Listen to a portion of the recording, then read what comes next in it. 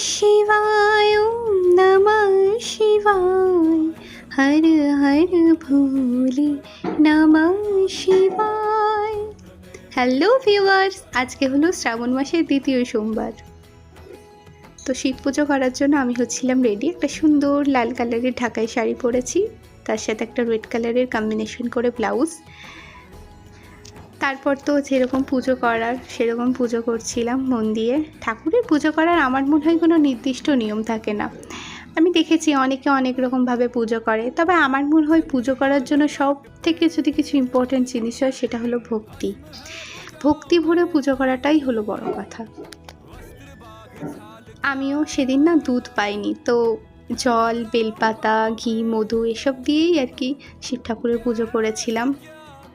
বাজার থেকে গৌরব একটা খুব সুন্দর আকন্দ ফুলের মালা নিয়ে এসেছিলো, সেটাও দিলাম।